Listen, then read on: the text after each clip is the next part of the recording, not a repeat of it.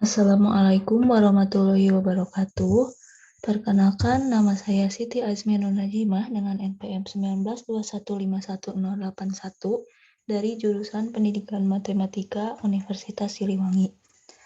Dalam video kali ini, saya akan membahas tentang hakikat kemampuan pemahaman matematis dan kecerdasan spiritual.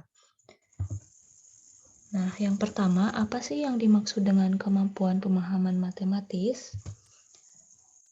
Di sini saya mengambil beberapa pendapat, ada 3 pendapat. Yang pertama menurut Kohar, kemudian menurut Fauzan, dan juga menurut Karunia. Nah, kemampuan pemahaman matematis ini merupakan salah satu kompetensi dasar dalam belajar matematika yang meliputi kemampuan menyerap suatu materi, mengingat rumus dan konsep matematika, serta menerapkannya dalam kasus kehidupan sehari-hari. Nah, menurut Kohar, kemampuan pemahaman matematis ini adalah kemampuan mengklasifikasikan objek matematika, menginterpretasikan gagasan atau konsep, menemukan contoh dari sebuah konsep, memberikan contoh dan bukan contoh dari sebuah konsep, dan juga menyatakan kembali konsep matematika dengan bahasa sendiri. Pemahaman dalam matematis ini sebagai kemampuan untuk membangun pengertian dari proses pembelajaran matematika yang dapat mencakup pengetahuan lisan, tulisan, maupun komunikasi grafis. Siswa ini dapat menghubungkan antara pengetahuan yang baru dengan pengetahuan yang telah diperoleh sebelumnya. Nah, dasar dari pemahaman ini adalah pengetahuan konseptual, di mana konsep-konsep yang siswa miliki ini akan menjadi dasar dalam proses pemecahan masalah. Sedangkan yang kedua, menurut Fauzan, kemampuan pemahaman matematis ini adalah pengetahuan siswa terhadap konsep, prinsip, prosedur, dan kemampuan siswa menggunakan strategi penyelesaian terhadap suatu masalah. Seseorang yang telah memiliki kemampuan pemahaman matematis berarti orang tersebut telah mengetahui apa yang akan dipelajarinya. Kemudian orang tersebut juga telah mengetahui langkah-langkah yang akan dilakukan dan juga dapat menggunakan konsep dalam konteks matematika dan juga di luar konteks matematika. Berdasarkan penjelasan tersebut, dapat diambil kesimpulan bahwa kemampuan pemahaman matematis ini adalah kemampuan yang harus dimiliki oleh siswa, di mana siswa telah mengetahui penyelesaian masalah beserta langkah-langkahnya. Kemudian pengertian yang ketiga menurut Karunia, kemampuan pemahaman matematis ini yakni kemampuan yang berkenaan dengan memahami ide-ide matematika yang menyeluruh dan fungsional. Pemahaman konsep ini lebih penting daripada sekedar menghafal. Dari uraian tersebut dapat ditarik kesimpulan bahwa kemampuan pemahaman matematis ini lebih mementingkan pemahaman konsep dibanding dengan hafalan. Jika siswa telah memiliki pemahaman yang baik, maka siswa tersebut siap memberi jawaban yang pasti atas pernyataan atau masalah dalam belajar. Nah, dari ketiga pendapat yang telah saya jelaskan tadi, melalui analisis sintesis dapat disimpulkan bahwa kemampuan pemahaman matematis adalah kemampuan dalam mengenal, memahami, dan menerapkan konsep, prosedur, prinsip, dan ide matematika, serta dapat menyatakan kembali konsep matematika dapat dengan pemahaman sendiri atau dengan bahasa sendiri. Pemahaman ini setingkat lebih tinggi dari pengetahuan atau ingatan, namun pemahaman masih tergolong tingkat berpikir rendah. Nah, untuk meningkatkan pemahaman matematis ini diperlukan proses belajar yang baik dan benar. Pemahaman konsep menjadi syarat penting bagi pengembangan konsep oleh siswa. Tanpa pemahaman, pengembangan konsep ini sulit dilakukan sendiri oleh siswa, sehingga harus selalu didorong oleh guru. Kemudian selanjutnya ada indikator kemampuan pemahaman matematis. Indikator ini saya ambil menurut Kiltrig dan juga Vindel, mengemukakan bahwa indikator kemampuan pemahaman matematis siswa terhadap konsep meliputi beberapa hal. Yang pertama, kemampuan menyebutkan kembali konsep yang diperoleh dengan bahasanya sendiri. Yang kedua, kemampuan menggunakan, memanfaatkan, dan memilih prosedur atau operasi tertentu dari suatu konsep, serta mengaplikasikannya dalam pemecahan masalah. Yang ketiga, kemampuan menerjemahkan suatu permasalahan ke dalam bahasa matematis. Dan yang terakhir, kemampuan mengaitkan suatu konsep matematika, baik dengan konsep matematika lagi, maupun dengan konsep di luar matematika. Kemudian selanjutnya, ada 3 macam pemahaman matematis menurut Ruth Effendi. Yang pertama ada pengubahan atau translation. Translasi ini digunakan untuk menyampaikan informasi dengan bahasa dan bentuk yang lain dan menyangkut pemberian makna dari suatu informasi yang bervariasi. Kemudian yang kedua ada pemberian arti atau interpretasi. Interpretasi ini digunakan untuk menafsirkan maksud dari bacaan, tidak hanya dengan kata-kata dan frase, tapi juga mencakup pemahaman informasi dari sebuah ide. Dan yang terakhir ada pembuatan ekstrapolasi atau extrapolation. Ekstrapolasi ini mencakup estimasi dan prediksi yang didasarkan pada sebuah pemikiran, gambar kondisi dari suatu informasi, juga mencakup pembuatan kesimpulan sesuai dengan informasi jenjang kognitif ketiga, yakni penerapan atau application. Selanjutnya ada tabel 1 mengenai silabus pembelajaran pada materi kelas 11 Matematika Peminatan. Di sini saya menggunakan kompetensi dasar 3.3 yakni menganalisis lingkaran secara analitik dan juga KD 4.3 yakni menyelesaikan masalah yang terkait dengan lingkaran. Nah, untuk materi pembelajarannya saya mengambil materi persamaan lingkaran. Untuk indikator pencapaian kompetensinya ada 2. Yang pertama menganalisis kaitan antara lingkaran dan garis singgung persekutuan. Kemudian kegiatan pembelajarannya menganalisis kaitan antara lingkaran dan garis singgung persekutuan. Dan IPK yang kedua ada 4.3.3 menentukan persamaan garis singgung lingkaran yang diketahui gradiennya. Dan kegiatan pembelajarannya yakni menyajikan penyelesaian masalah yang berkaitan dengan lingkaran. Di sini ada tabel 2, yakni indikator kemampuan pemahaman matematis pada materi persamaan lingkaran. Indikator soal yang pertama yakni menyelesaikan soal yang berkaitan dengan persamaan lingkaran dalam kemampuan pemahaman matematis. Nah, saya mengambil soal tentang mencari panjang garis singgung persekutuan luar kedua lingkaran. Soalnya yakni diketahui dua lingkaran dengan pusat P dan Q, jarak PQ-nya itu 26 cm dan jari-jarinya itu 12 cm dan 2 cm. Yang ditanyakan yakni panjang garis singgung persekutuan luar kedua lingkaran. Yang pertama, diketahui P-nya itu 26 cm, jari-jari yang pertama 12 cm, dan jari-jari yang kedua 2 cm.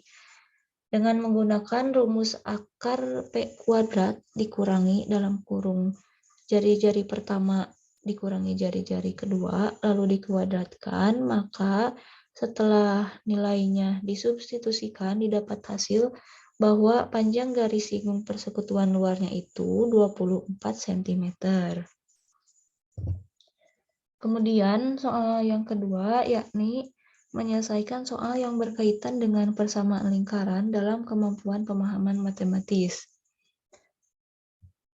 Persamaan garis singgung lingkaran yang memiliki gradien 2 akar 2 yang menyinggung lingkaran L sama dengan X kuadrat tambah Y kuadrat sama dengan 4 adalah di sini kita cari terlebih dahulu jari-jari dari lingkaran tersebut, di mana tadi sudah diketahui lingkarannya X kuadrat tambah Y kuadrat sama dengan 4.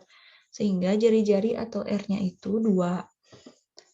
Nah, dengan mensubstitusikan nilai-nilai tadi ke dalam rumus Y sama dengan MX plus minus R akar 1 tambah M kuadrat, maka didapat hasil Y sama dengan 2 akar 2 kali X tambah 6 atau Y sama dengan 2 akar 2 kali X kurangi 6.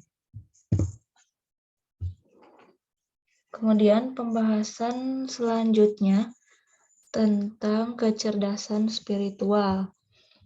Nah, menurut pemahaman yang saya miliki, kecerdasan spiritual ini kemampuan seseorang yang berhubungan dengan hati nurani atau kecerdasan rohaniah yang membuahkan rasa cinta yang mendalam terhadap kebenaran, sehingga seluruh tindakannya itu akan dibimbing oleh ilmu ilahiyah. Di sini saya mengambil 3 pendapat. Yang pertama menurut Toto Tasmara. Kecerdasan spiritual ini kemampuan seseorang untuk mendengarkan hati nuraninya atau bisikan kebenaran yang mengilahi merujuk pada wahyu Allah. Dengan demikian, kecerdasan tersebut bisa disebut juga sebagai kecerdasan rohaniah, yakni kecerdasan yang paling sejati tentang kearifan dan kebenaran secara pengetahuan ilahi atau pencipta alam semesta. Kemudian, menurut Sukidi, kecerdasan spiritual adalah suatu dimensi manusia non-material jiwa manusia yang merupakan intan yang belum terasa yang dimiliki oleh semua manusia. Sehingga kecerdasan spiritual itu harus dikenali dan diketahui seperti apa adanya. Sedangkan menurut Iskandar, kecerdasan spiritual merupakan kemampuan seseorang dalam mengelola nilai-nilai, norma-norma, dan kualitas kehidupan dengan memanfaatkan kekuatan pikiran bawah sadar atau lebih dikenal dengan suara hati. Salah satu kunci kecerdasan spiritual ini berada pada hati. Berdasarkan 3 pendapat yang telah saya jelaskan tadi, melalui analisis sintesis, maka dapat disimpulkan bahwa kecerdasan spiritual adalah kecerdasan atau kemampuan yang terdapat dalam diri seseorang yang dapat ditunjukkan melalui perilaku kerohanian atau keagamaan. Kecerdasan spiritual ini merupakan kemampuan tertinggi yang dimiliki oleh seseorang yang dapat memfungsikan kecerdasan intelektual dan emosional secara efektif melalui rasa cinta dan kasih sayang kepada sesamanya. Adapun indikator kecerdasan spiritual yang spiritualnya berkembang dengan baik, itu ada 9. Yang pertama, kemampuan bersikap fleksibel, kemudian tingkat kesadaran yang dimilikinya tinggi, yang ketiga, kemampuan untuk menghadapi dan memanfaatkan penderitaan, yang keempat, menjadikan hidup bermakna dan memiliki kualitas hidup yang diilhami oleh visi dan nilai-nilai. Yang kelima, memiliki rasa tanggung jawab dan keengganan untuk menyebabkan kerugian yang tidak perlu. Yang keenam, berkaitan dengan keimanan. Yang ketujuh, berzikir dan berdoa. Yang kedelapan, memiliki kualitas sabar. Dan yang terakhir, memiliki empati yang kuat. Kemudian, menurut Danah Zohar, indikator dari kecerdasan spiritual yang telah berkembang dengan baik juga mencakup 9 aspek. Yang pertama, kemampuan untuk bersikap fleksibel, adanya tingkat kesadaran yang tinggi, kemampuan untuk menghadapi dan memanfaatkan penderitaan, kemampuan untuk menghadapi dan melampaui perasaan sakit, kualitas hidup yang diilhami oleh visi dan nilai-nilai, keengganan untuk menyebabkan kerugian yang tidak perlu. Yang ketujuh, kecenderungan untuk melihat keterkaitan antara berbagai hal. Yang kedelapan, kecenderungan untuk bertanya mengapa atau bagaimana jika, dan berupaya untuk mencari jawaban-jawabannya. Dan yang terakhir, memiliki kemudahan untuk bekerja melawan konvensi. Sedangkan menurut Robert, yang dikutip oleh Jalaluddin Rahmat dalam buku Abdul Wahab, mengatakan bahwa terdapat 5 karakteristik orang cerdas secara spiritual, yakni yang pertama, kemampuan untuk mentransendesikan yang fisik dan material. Kemudian yang kedua, kemampuan untuk mengalami tingkat kesadaran yang memuncak. Yang ketiga, kemampuan untuk mensakralkan pengalaman sehari-hari. Yang keempat, kemampuan untuk menggunakan sumber-sumber spiritual untuk menyelesaikan masalah. Dan yang terakhir, kemampuan untuk berbuat baik. Nah, berdasarkan beberapa pendapat yang telah saya jelaskan tadi, dapat disimpulkan bahwa indikator yang dapat digunakan untuk mengukur kecerdasan spiritual yakni yang pertama, kemampuan bersikap fleksibel, yang kedua, tingkat kesadaran yang dimilikinya tinggi, yang ketiga, kemampuan untuk menghadapi dan memanfaatkan penderitaan, yang keempat, menjadikan hidup bermakna dan memiliki kualitas hidup yang diilhami oleh visi dan nilai-nilai, kemudian memiliki rasa tanggung jawab dan keengganan untuk menyebabkan kerugian yang tidak perlu. Yang keenam, berkaitan dengan keimanan, kemudian memiliki kualitas sabar, dan yang terakhir memiliki empati yang kuat. Selanjutnya, ini ada contoh angket kecerdasan spiritual. Angket ini diisi oleh siswa, diisi dengan nama, kelas, dan juga ada petunjuknya. Yang pertama, bacalah pernyataan-pernyataan ini dengan seksama sebelum dijawab. Kemudian ada 4 pilihan jawaban. Yang pertama itu SS, artinya sangat sering. Kemudian KD, artinya kadang-kadang. S, sangat sering. Dan juga TP, itu tidak pernah. Nah, untuk petunjuk pengisiannya, berilah tanda centang pada salah satu pilihan yang sesuai dengan Anda. Kemudian isilah pertanyaan dengan jujur dan juga benar sesuai dengan keadaan diri Anda. Pengisian ini tidak ada hubungannya atau tidak akan mempengaruhi nilai akademis. Nah, untuk angketnya itu terdapat 22 pernyataan. Yang pertama, Anda mempunyai visi dan misi dalam mencapai tujuan hidup.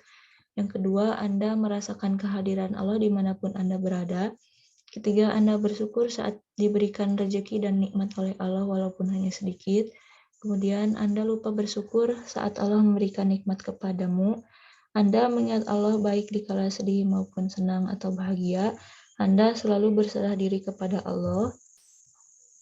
Anda sabar jika tertimpa musibah. Kemudian Anda tidak suka memaafkan orang lain yang berbuat salah. Anda menyalahkan Allah jika tertimpa musibah.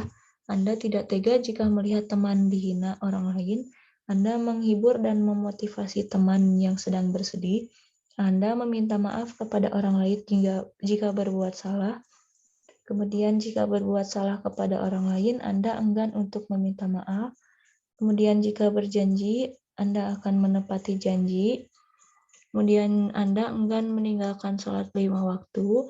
Jika teman tertimpa kesusahan, Anda akan menolongnya. Anda enggan menolong orang lain yang tertimpa kesusahan.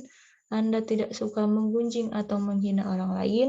Anda suka menggosip teman Anda maupun orang lain. Jika berjanji, Anda tidak mau menepati janji dengan teman. Kemudian Anda tidak suka berbohong kepada teman maupun orang lain. Dan yang terakhir, Anda selalu berbohong kepada orang lain. Mungkin itu terkait materi hakikat kemampuan pemahaman matematis dan kecerdasan spiritual siswa. Mohon maaf apabila ada kesalahan. Wassalamualaikum warahmatullahi wabarakatuh.